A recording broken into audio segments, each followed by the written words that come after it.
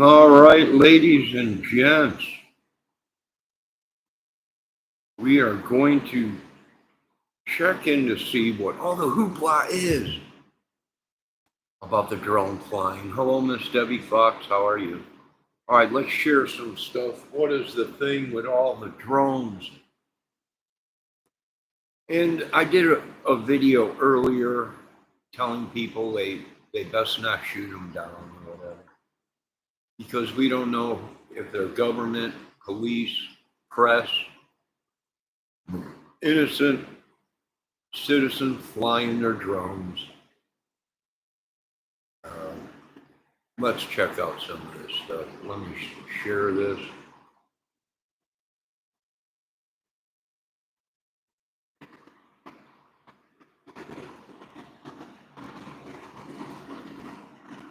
All right, let's check this out. Ukraine and elsewhere around the globe. But last December,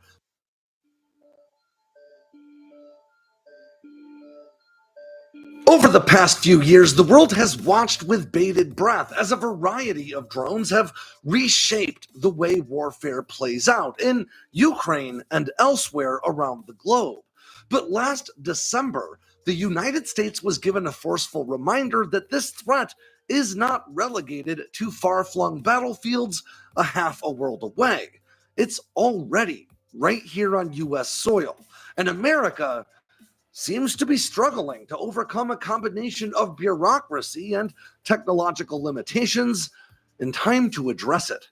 For more than 2 straight weeks last December, swarms of drones of varying sizes, flying at varying altitudes in well-orchestrated formations, violated the strictly controlled airspace over Langley Air Force Base in Virginia, sitting directly across the Chesapeake Bay from Naval Station Norfolk, the largest naval base on the planet. These drones, some with wingspans of over 20 feet, would arrive about an hour after sunset, cruising at around 100 miles per hour just a few hundred feet off the ground.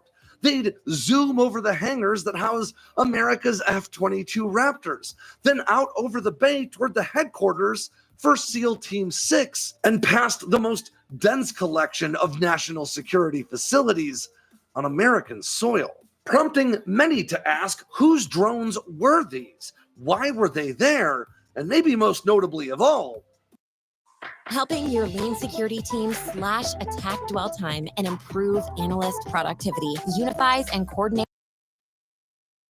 Why didn't we shoot them down? Let's dive in and see if we can't figure it out. I'm Alex Hollings, and this is Air Power.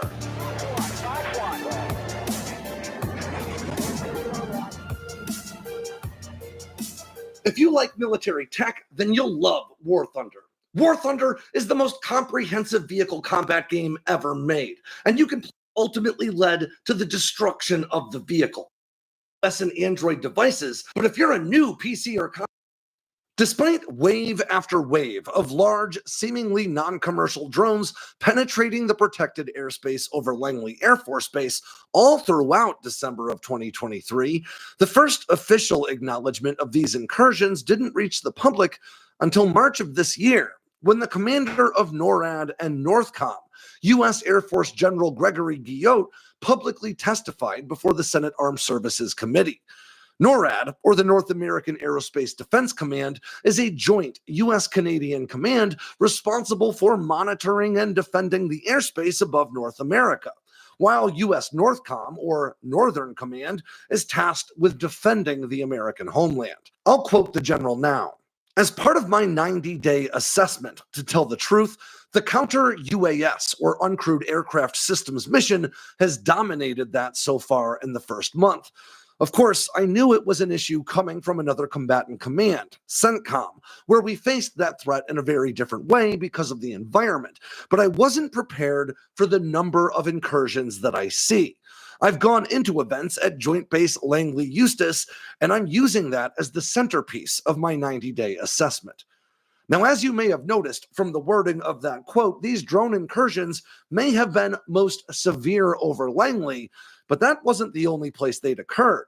2 months prior, in October of 2023, 4 drones were detected entering the airspace above the Nevada National Security Site, where experiments relating to things like the disposition of damaged nuclear weapons are conducted. A 5th drone, seemingly not detected by local systems, was also said to be spotted by eyewitnesses on site. Between December 2019 and January 2020, law enforcement officials in Colorado, Nebraska, and Kansas were bewildered by waves of large and small drones flying in carefully coordinated grid pattern formations that seemingly didn't violate any federal laws, but did raise serious security concerns because of the mystery surrounding their origins and operators. This time, I'll quote Colorado Senator Cory Gardner. I think this shows a significant gap in our understanding and national security understanding of the threat drones pose. If we can't find out who they are, how they're being controlled, who's controlling them, what's to keep a nation like Iran or North Korea from looking at this instance and saying, boy, now we should come out and do the same thing with cameras and sensor equipment to find out the kinds of things that would help with international security. So,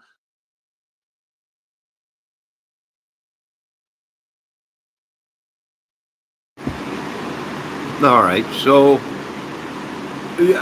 this is a catch-22, because at the end of this video, you will see that this guy praises drones because our military is using them to fight wars, the United States military. So we're danged if we do, we danged if we don't. Let's fast forward a little bit. I watched some of this already. Let me find it. Hold on. Let's fast forward here. And I'll show you the military stuff, where the military is, these drones are lifesavers in the military.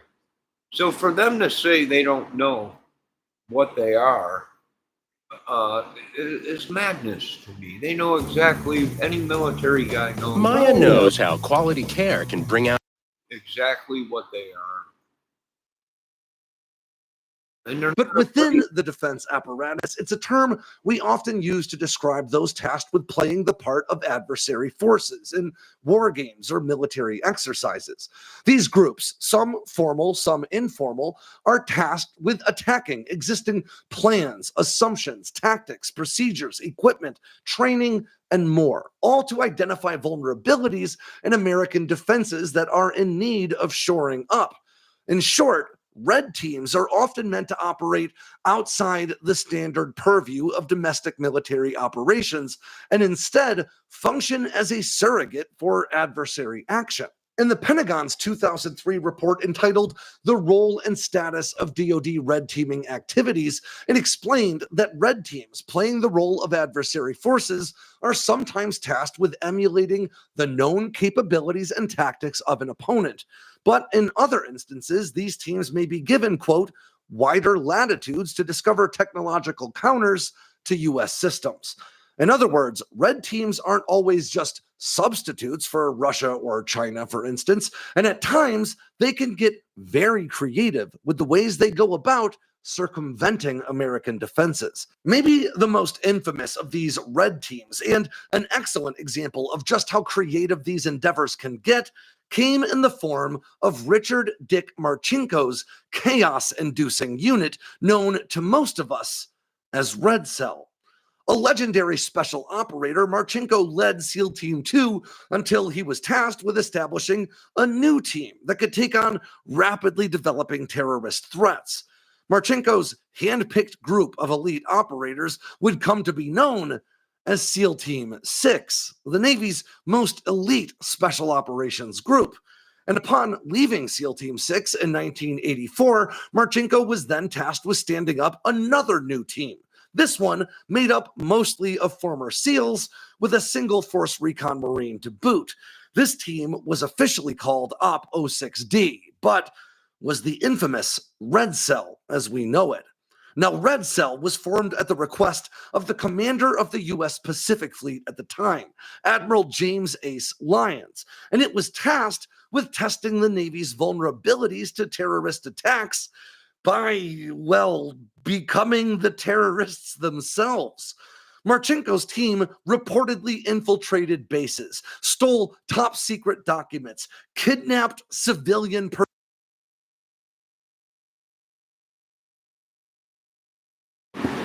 All right, we won't get too much more into this video with this because it goes on to talk about how these, you know, the U.S. military, Black Ops, and other teams use these drones.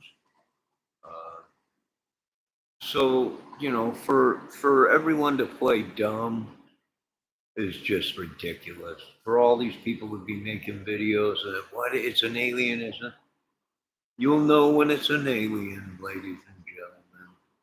It will do things that even the best of our drones can't do. So let's move on to another video. We'll unshare this. Then we'll go to another one here. Our old friend Chris Cuomo.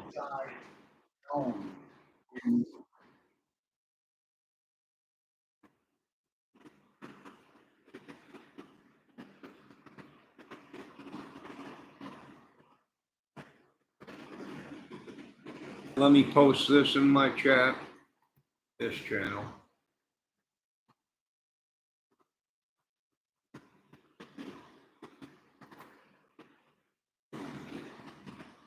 And let's listen to Mr. Cuomo. Hello, Mr. Cuomo.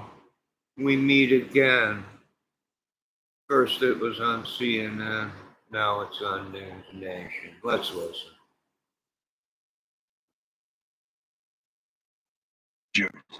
Dozens of reports seen near military bases, armories, civilian areas, over people's houses, properties owned by President-elect Trump. The FBI. Now, if I might say, I can tell that's an airplane.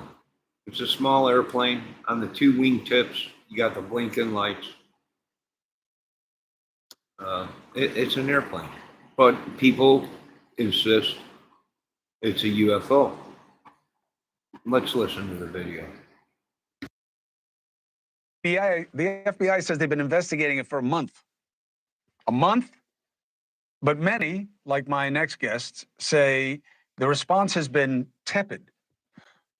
What could they be, and how is this so hard to figure out? Joining us now is New Jersey State Senator John Bramnick and former defense and intel official who investigated UFOs for the federal government, Luis Elizondo. Thank you for having both of you here. I appreciate it. Senator, let me ask you, what do you make of how your requests to satisfy people's curiosity have been met by other officials? Not very well. Either the government doesn't know anything, or the government is in a position where it's an embarrassment to the people of the state of New Jersey, because people already come to the table with distrust of government. This adds to distrust.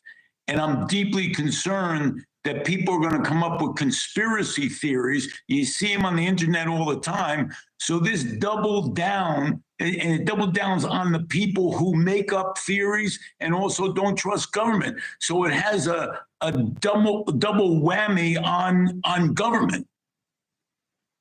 Have they told you anything, Senator, about what to say or what to think? The only thing I heard is Governor Murphy did a press conference while he was signing another bill, and he indicated he wasn't concerned with the safety of residents.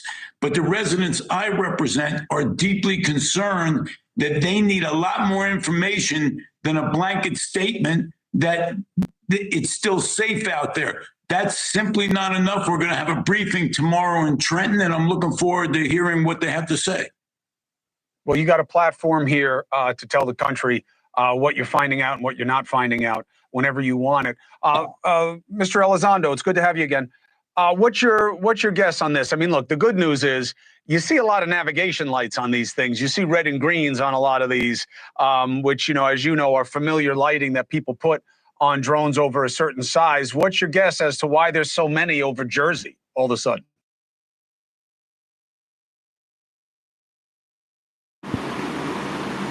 Okay, now if you ask me, what are we looking at right there? You can obvious tell that there's a wing there. That's probably a Cessna or some kind of a older plane. And we can show you photos all day long of people that put lights on their plane deliberately. And some people actually have made videos saying they've fooled many people. And is it true? Yes, it is true. That's what they do. They put a bunch of LEDs on it, and we're also seeing that on vehicles now. The store out here is carrying a new product where if I want, I can make my tires, the inside of my wheel wells, the hole underneath of my car, the whole inside of my car light up like a UFO. And that's exactly what we're seeing here. Now, are drones real? Yes. I have like 3 or 4 of them. Yeah, they're real. They're right here. Right? But the key to a drone is power in the motors and weight. If you don't have enough weight, you're not going to be able to do what you need to with a headwind. So that's what that is, right? I mean, it's alien. No, it ain't. That's a plane. That's what it is. And he's probably flying as slow as he can go up in the air. And what do? They get to altitude and they cut the engine and they glide. So therefore, when people are looking up in the sky, they're, oh my God, wait, listen for a motor. You don't hear nothing because he's gliding. He gets up to a real high altitude, cuts the motor, and he glides. If he gets too low, you'll hear that motor kick on. He'll fire the motor up again. And then you'll hear him, he'll pull out of it and go up, climb again, shut the motors off, and just glide down. And yeah, he's going so slow. Just enough airspeed to keep him up. And it looks like he's hovering, but he's not. He's actually moving. He's just moving slow. All right, let's continue to listen to this.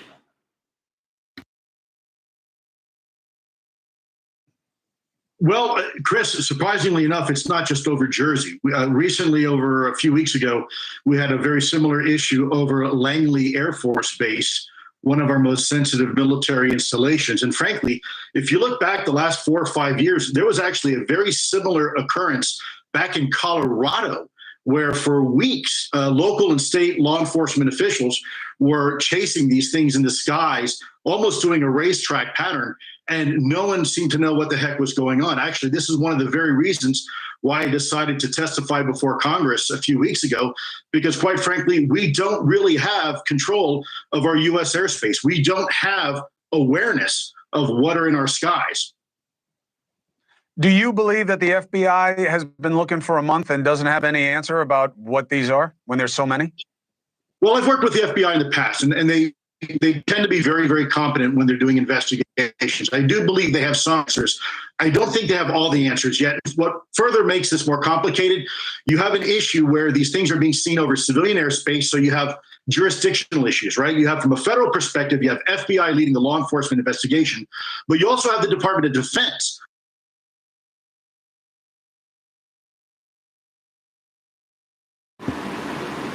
All right. Now, I'm going to be honest with you, folks. When you see lights blinking like that,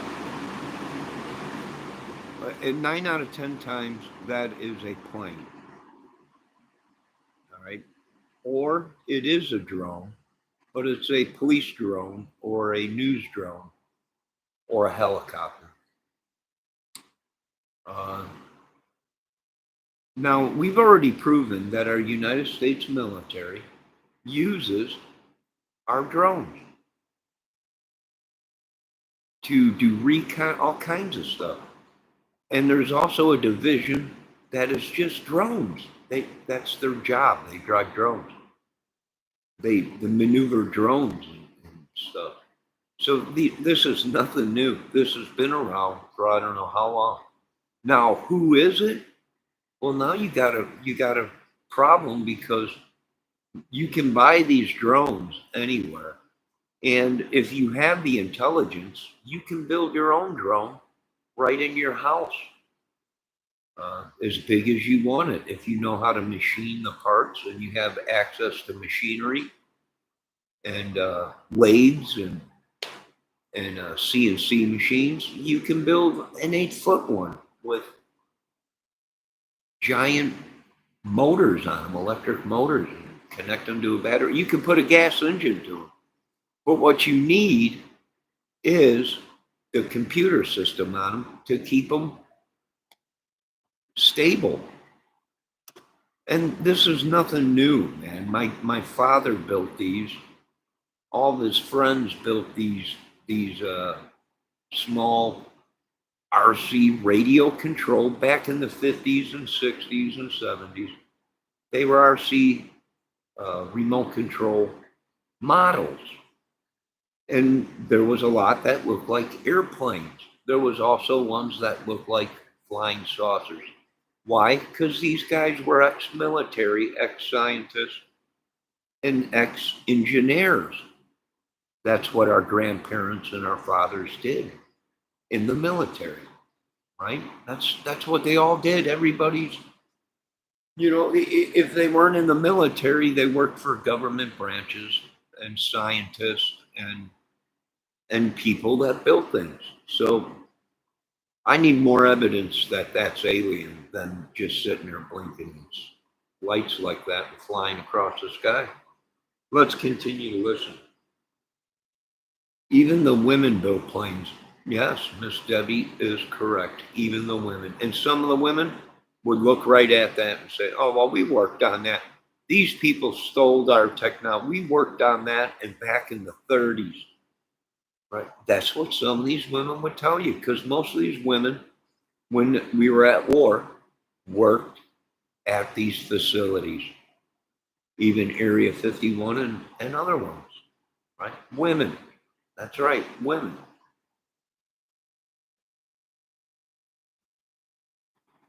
You have folks like the U.S. Air Force and Office of Special Investigations. You have DHS and even the FAA. And so all these federal agencies, forget about even the state and local agencies, are trying to work together and try to deconflict what's in the skies. And unfortunately, they just don't seem to have a common operating picture right now of exactly what we're dealing with. You think they're wrong about the size? Because, it's not easy to find drones of any significant size on the commercial market. Yeah, so here's the problem, Chris. Great point. We know that commercial drones tend to be a typical size, and they use a certain amount of power, if you will, and have a certain amount of loiter time, a certain amount of range. It typically can be anywhere between 15, maybe 20 minutes if you're lucky. And then you have to have line of sight in order to control these things. If you talk about anything bigger than that, you're really talking about a state-sponsored capability. This isn't a hobbyist. This isn't a drone that someone buys, let's say, from Radio Shack or buys from Amazon. This is something far more complex that can be flown beyond line of sight, i.e. over the horizon, and has a loiter capability in some cases of several hours. And if you're talking about an SUV size or larger potentially drone, this is a problem. Look, the U.S. Navy has been reporting these types of drones, in some cases the size of cars and even bigger, for years now. And this is exactly emphasizing the point why we need to take this topic seriously.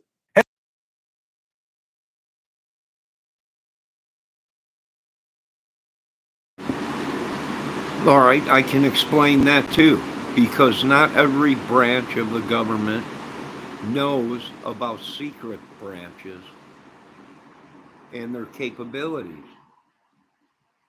right? I mean, I'm just saying. So for another branch not to know what it is it shocking? No, no, because they don't know everything, right? Navy don't know everything what the Air Force is working on. And the Air Force don't know everything that the Navy is working on. So what do I think? Well, the best drone you could get right now on the market you can get 12 miles out of it. Okay, you can go 12 miles with that drone. Right now, that's on the market, but that's military grade. You can go to 12 hours, I think, or 25 miles. 25 miles you can get on one battery. And that's pretty good. 25 to 30 miles is pretty dang good. And that's why they're used in just about a lot of militaries now.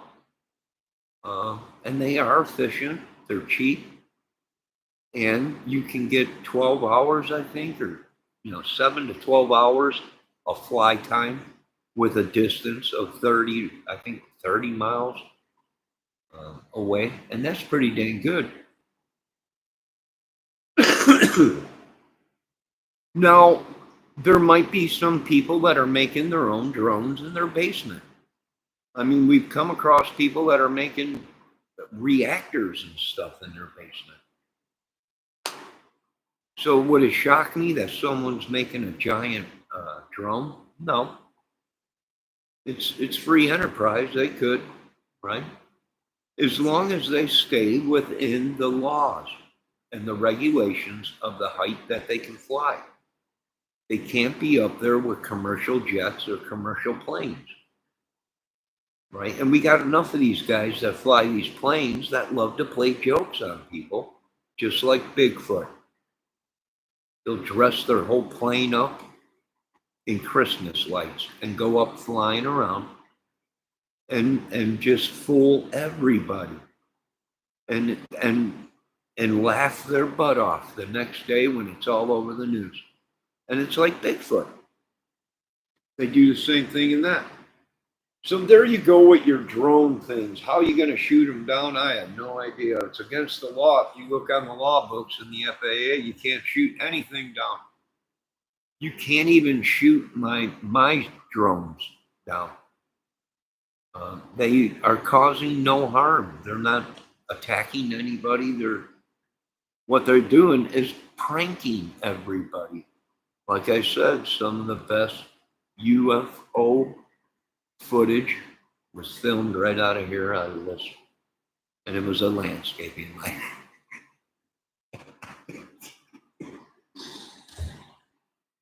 So I would suggest the government get on the news and tell them, don't shoot nothing down. You're going to shoot down an airplane, probably load it with people all laughing their butt off, flying up there 20, 30,000 feet up there. And they're pranking everybody, and they get shot down or whatever. Or it's a helicopter, and they shoot it down. You just can't start shooting stuff down.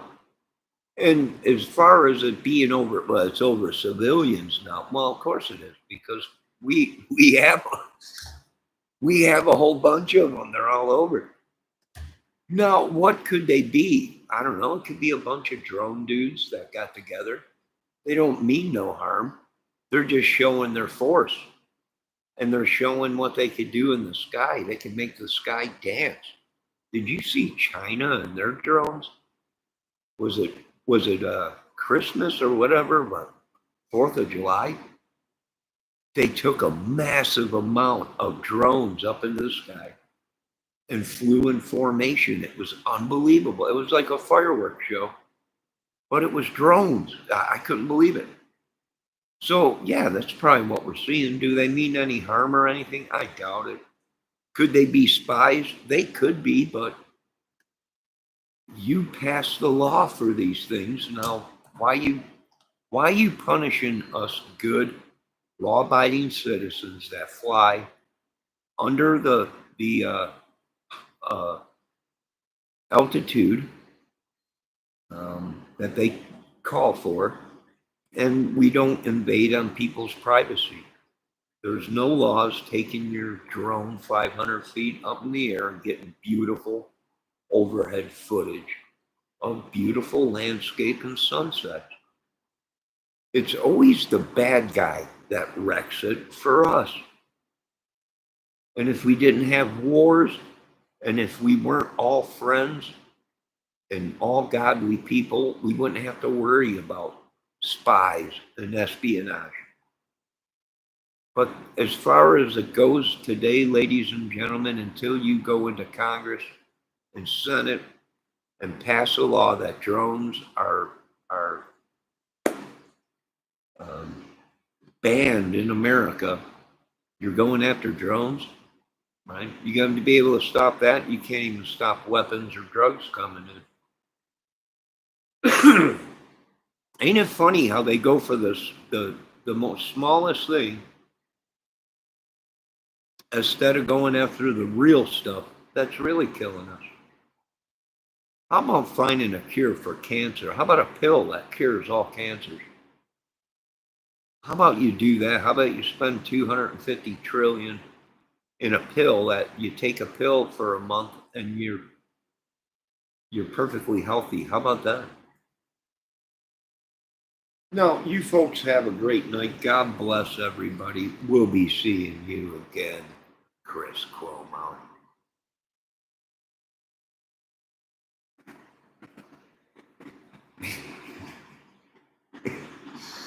I'm sorry, I'm just joking. I have no beef with Cuomo. No, there you go, ladies and gentlemen. Stop with this madness. What is going on? What is nothing? The same thing that was going on 30 years ago. Drones, which were around 30 years ago, 50 years ago. Same thing.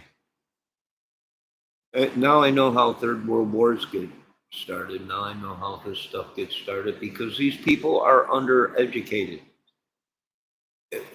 Book smart,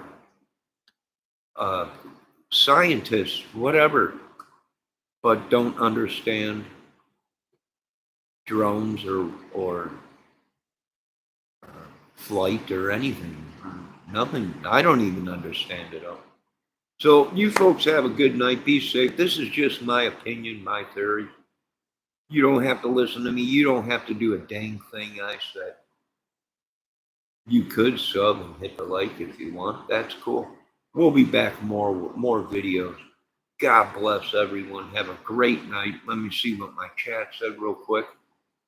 Let me see what the great Debbie Fox said. Even women build planes. Yep. Why do they want them shot down? They don't want us to see the evil that goes on in the world, I guess. They don't want us to do our jobs as Americans and protect our streets, our country, I guess. I don't know.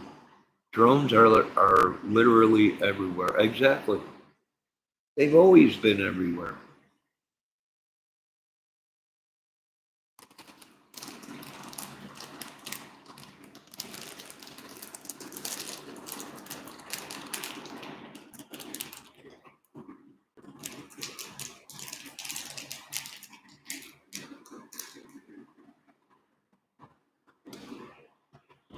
Ladies and gentlemen, the day I meet an alien and I see a real UFO, I will tell you folks 100%. I would not hide that from the public. But I wouldn't joke around about it. Why? Because we already can see what these people are trying to do. A major attack on America, and they're going to blame it on aliens. They'll blame it on aliens or they'll blame it on drones. Everything is a tool for Satan to use to divert us and then attack us with something else. You folks have a great night. God bless. We'll see you here later on.